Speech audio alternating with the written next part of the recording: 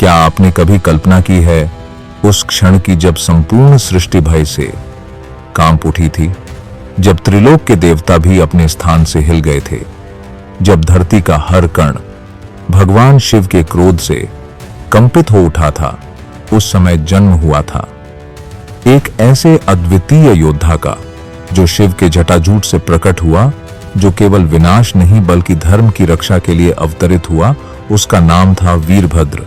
यह वही वीरभद्र हैं जिनकी गर्जना से यज्ञ की वेदियां राख बन गईं, जिनके प्रचंड वेग से दक्ष प्रजापति का अभिमान चूर चूर हो गया, जिनके अस्तित्व से यह सिद्ध हुआ कि शिव का क्रोध केवल विनाश नहीं बल्कि अन्याय के विरुद्ध खड़ा होने वाली शक्ति है।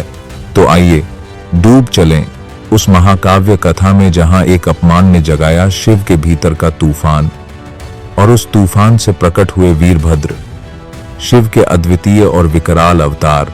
प्रिय श्रोताओं, वीडियो शुरू करने से पहले आप सबसे एक छोटी सी विनती है, कृपया हमारे चैनल सत्य सनातन वार्ता को सब्सक्राइब कर लीजिए ताकि आपको सनातन धर्म से जुड़ी दिव्य और अद्भुत कथाएं सबसे पहले मिल सकें और हमारा उत्साह भी बढ़ता रहे। प्राचीन काल की बात है, जब संपूर्ण ब्रह्मांड में देवताओं की महिमा और यज्ञों की परंपरा व्याप्त थी। प्रत्येक देवता को यज्ञों से आहुति प्राप्त होती थी। शिव मुनि तपस्या करते थे और धर्म का पालन होता था। उसी समय एक महान यज्ञ की योजना बनी। यह यज्ञ कोई साधारण यज्ञ नहीं था बल्कि प्रजापति दक्ष का महायज्ञ था। प्रजापति दक्ष ब्रह्मा के मानस पुत्र और सृष्टि के रचनाकारों में से एक थे। उनका गर्व और अहंकार बहुत प्रबल था। वे अपने ज्ञान और शक्ति के कारण स्वयं को महान समझते थे, परंतु इसी गर्व और अहंकार ने उन्हें एक ऐसी भूल करने के लिए प्रेरित किया जिसने सृष्टि के इतिहास में एक भीषण अध्याय जोड़ दिया। दक्ष की पुत्री सती का विवाह भगवान शिव से हुआ था। सती का हृदय शिव के प्रति अटूट प्रेम और भक्ति से भरा हुआ था। शिव योगीश्वर, कैलाशपति, भोलेनाथ थे। वे विरक्त थे। वे भस्म रमण करते, गजर्म धारण करते और गणों से घिरे रहते। उनका रूप लोक से भिन्न था और यही बात दक्ष को खटकती थी। दक्ष चाहता था कि उसकी पुत्री का विवाह किसी ऐसे देवता से हो जो भव्य आभूषण पहने, जो भोग विलास में रमा रहे, जो वैभव में डूबा हो। परंतु सती ने शिव को अपना सर्वस्व मानकर विवाह कर लिया। दक्ष का यह अपमान उसके गर्व को सहन नहीं हुआ और उसके मन में शिव के प्रति कटुता भर गई। समय बीता और दक्ष ने एक विशाल यज्ञ का आयोजन किया। इस यज्ञ में सभी देवताओं, ऋषियों और महापुरुषों को आमंत्रित किया गया। इंद्र, वरुण, अग्नि, वायु, बृहस्पति, सभी देवता वहां उपस्थित हुए। महर्षि अंगिरा, कश्यप, वशिष्ठ, भृगु और अन्य सभी ऋषि वहां पहुंचे। चारों ओर वैदिक मंत्रों की ध्वनि गूंज रही थी। यज्ञशाला अलंकृत थी। सोने चांदी के स्तंभ, रत्नों से जड़ी वेदियां, पुष्पों की वर्षा, सुगंधित धूप की सुगंध और वैदिक आहुतियों की पवित्र अग्नि। ऐसा दृश्य था मानो स्वर्ग पृथ्वी पर उतर आया हो। परंतु इस भव्य आयोजन में एक व्यक्ति का आमंत्रण नहीं था और वह थे स्वयं भगवान शिव। दक्ष ने जानबूझकर शिव को आमंत्रित नहीं किया क्योंकि उसके अहंकार ने उसे अंधा कर दिया था। उसने सोचा कि शिव ऐसे योगी हैं जो भस्म रमाते हैं, जिन्हें आभूषण और वैभव से कोई लेना देना नहीं। ऐसे शिव को यज्ञ में बुलाना उसका अपमान होगा। उसने यज्ञ से शिव का नाम तक हटवा दिया। जब सती ने सुना कि उनके पिता एक महान यज्ञ कर रहे हैं तो उनके हृदय में पिता के प्रति स्नेह जाग उठा। उन्होंने भोलेनाथ से कहा, स्वामी, मेरे पिताश्री ने महायज्ञ का आयोजन किया है। वहां सभी देवता, ऋषि और ब्राह्मण सम्मिलित होंगे। मैं वहां जाकर अपने पिता से मिलना चाहती हूँ। शिव मुस्कुराए और बोले, देवी, तुम जो कह रही हो वह उचित नहीं है। जिस यज्ञ में हमें आमंत्रित तक नहीं किया गया, जहां मेरा नाम आहुति में नहीं लिया जाएगा, वहां जाना अपमान के अतिरिक्त कुछ नहीं देगा। तुम्हारे पिता के हृदय में मेरे प्रति घोर अहंकार और घृणा है। मैं तुम्हें रोकता नहीं, परंतु यह मार्ग तुम्हें पीड़ा ही देगा। सती का हृदय दुविधा में था, परंतु पिता के प्रति प्रेम और पुत्री धर्म ने उन्हें विवश कर दिया। वे अकेली ही यज्ञशाला की ओर चल पड़ीं। जब वे वहां पहुंची तो सभी देवताओं और ऋषियों ने उन्हें सम्मान दिया, क्योंकि वे स्वयं आद्य शक्ति का स्वरूप थीं। परंतु उनके पिता दक्ष ने उन्हें देखकर क्रोध भरे स्वर में कहा, ओ सती, तू यहां क्यों आई है? तू उस जटाधारी भिखारी की पत्नी है जो सृष्टि के नियमों का पालन नहीं करता, जो श्मशान में निवास करता है, जो भस्म रमण करता है।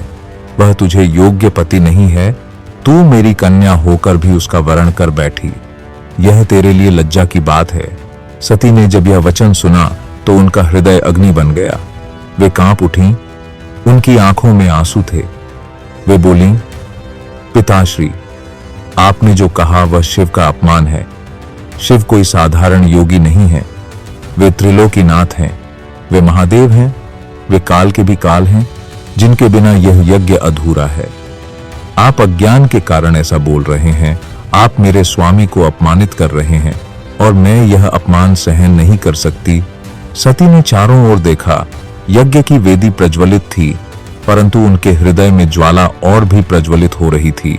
उन्होंने कहा, इस देह का जन्म मेरे पिता के घर से हुआ है, और जब यह देह मेरे स्वामी का अपमान सुन रही है तब यह मेरे लिए असह्य है।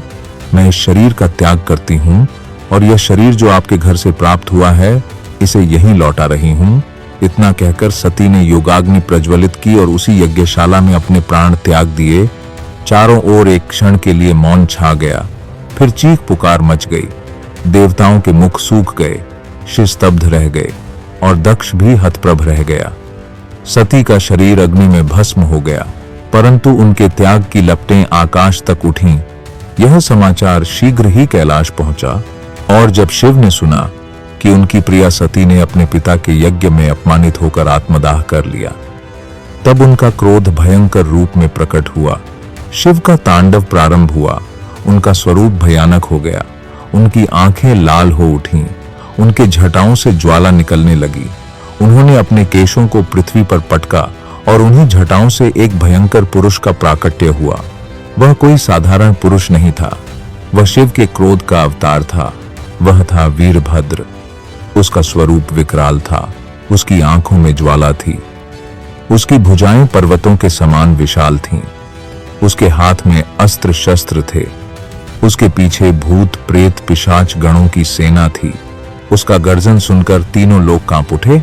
शिव ने आदेश दिया, हे वीरभद्र, जाकर उस यज्ञ को नष्ट कर दो जिसने मेरे अपमान का साहस किया है, जिसने सती का अपमान किया है और जिसने धर्म की मर्यादा भंग की है।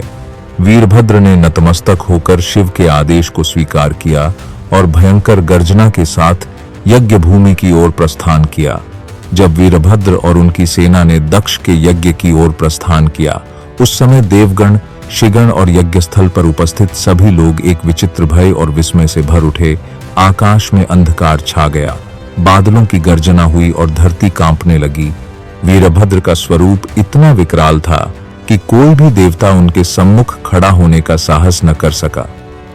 उनके नेत्र अग्नि के समान लाल थे, उनके हाथों में भयानक शस्त्र थे और उनके साथ भूतगण, प्रेतगण और गणों की विशाल सेना चल रही थी, जिनके आघात से आकाश तक कांप उठा। जब वे यज्ञस्थल पहुंचे तो वहां का वैभव, वहां की शोभा और वहां का पवित्र वातावरण अचानक से भयावह बन गया। देवता भाग खड़े हुए, चकित होकर मंत्रोच्चार भूल गए और दक्ष का हृदय भय से कांप उठा। वीरभद्र ने गर्जना करते हुए कहा कि हे अधर्मी दक्ष, तूने महादेव का अपमान किया है, तूने माता सती का अपमान किया है। आज मैं तेरा यज्ञ भस्म कर दूंगा और तेरे गर्व को चूर चूर कर दूंगा। यह कहकर वीरभद्र और उनकी सेना ने यज्ञ मंडप पर आक्रमण कर दिया। उनके प्रहार से वेदी टूट गई, अग्निकुंड बिखर गया, देवताओं के आसन छिन्न भिन्न हो गए और यज्ञ की सारी सामग्री नष्ट हो गई। देवताओं ने उनका सामना करने की चेष्टा की। इंद्र ने वज्र उठाया, वरुण ने पाश डाला, अग्नि ने अपने तेज से प्रहार किया, किंतु वीरभद्र की दिव्य शक्ति के सामने सब पराजित हो गए। उनका एक आघात ही देवताओं की शक्ति को क्षीण कर देता था। वीरभद्र ने अग्नि को अपने पांव से रौंद दिया, चंद्रमा की आभा को अपने क्रोध से मंद कर दिया और इंद्र के वज्र को अपने हाथ से तोड़ डाला। देवता विवश होकर भाग खड़े हुए। तब वीरभद्र ने दक्ष को देखा, जो भय से कांप रहा था। उन्होंने उसे पकड़ लिया और कहा, हे दक्ष, तूने देवाधिदेव शिव का अपमान किया है, यह तेरी दुष्कृत्य का दंड है। और फिर उन्होंने अपने शूल से दक्ष का मस्तक काट दिया। पूरा यज्ञ स्थल रक्त से लाल हो गया। चारों ओर हाहाकार मच गया। प्रलय का दृश्य प्रतीत हुआ। यज्ञ मंडप का वैभव विनष्ट होकर भस्म हो गया। वीरभद्र ने कहा कि अब यह यज्ञ अपवित्र हो चुका है, यहां अधर्म का अंत हुआ है। और इसके साथ ही उन्होंने अपनी सेना के साथ एक भीषण नृत्य किया। वह तांडव प्रलयकारी था, जिसके कंपन से दिशाएं हिल उठीं। देवताओं ने भयभीत होकर महादेव की शरण ली और विनती की कि हे देवादिदेव, कृपा करें, यह भयानक विनाश रुक जाए। हे करुणामय शिव, इस अधर्म का दंड हो चुका है, अब संसार को शांति प्रदान करें। भगवान शिव प्रकट हुए। उनका हृदय सती वियोग से पीड़ा से भरा हुआ था। उन्होंने वीरभद्र को शांत किया और दक्ष के मृत शरीर के पास जाकर करुणा से कहा, हे दक्ष, तूने मुझ पर अन्याय किया था, किंतु मैं तुझसे शत्रुता नहीं रखता। तेरा मस्तक नष्ट हो चुका है, परंतु मैं तुझे जीवन दूंगा। तब शिव ने दक्ष के धड़ पर एक बकरे का सिर स्थापित कर दिया और दक्ष पुनः जीवित हुआ, किंतु अब उसका गर्व नष्ट हो चुका था। वह नम्र होकर महादेव के चरणों में गिर पड़ा और क्षमा मांगने लगा। शिव ने कहा, हे दक्ष, अब तूने अपने दुष्कृत्य का फल भोग लिया है।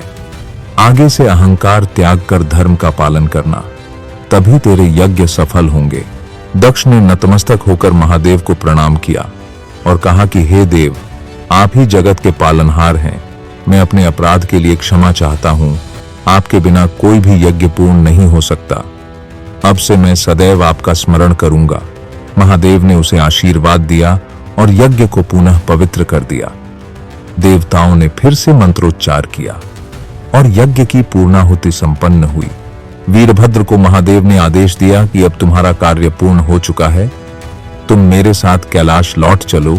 और वीरभद्र महादेव के साथ कैलाश लौट गए। इस प्रकार वीरभद्र का प्राकट्य और दक्ष यज्ञ का विनाश इस बात का प्रतीक है कि जब भी कोई महादेव का अपमान करता है, धर्म की मर्यादा तोड़ता है और अहंकार में चूर होता है, तब स्वयं महादेव का प्रकोप उसे विनाश की ओर ले जाता है। यह कथा हमें सिखाती है कि धर्म का पालन करना ही मनुष्य का परम कर्तव्य है। अहंकार और अपमान का मार्ग अंततः विनाश की ओर ही ले जाता है और शिव का स्मरण और उनकी शरण ही जीवन को कल्याण की ओर ले जाती है। इस प्रकार भक्तों, वीरभद्र अवतार की कथा हमें यह अद्भुत संदेश देती है कि शिव केवल विनाशकारी नहीं है, बल्कि करुणामय भी हैं। वे अपने भक्तों के अपराध को भी क्षमा कर देते हैं, किंतु अहंकारी और अधर्मी को कभी नहीं छोड़ते। वीरभद्र का यह प्राकट्य हमें सिखाता है कि जब धर्म संकट में पड़ता है और सत्य का अपमान होता है, तब स्वयं शिव का प्रकोप धरा पर प्रकट होता है और अधर्म का नाश कर धर्म की रक्षा होती है। तो आइए हम सब मिलकर महादेव को स्मरण करें, वीरभद्र को नमन करें और संकल्प लें कि हम जीवन में अहंकार और अधर्म से दूर रहकर सदा शिव के पथ पर चलेंगे, क्योंकि वही पथ हमें मोक्ष और शांति प्रदान करता है।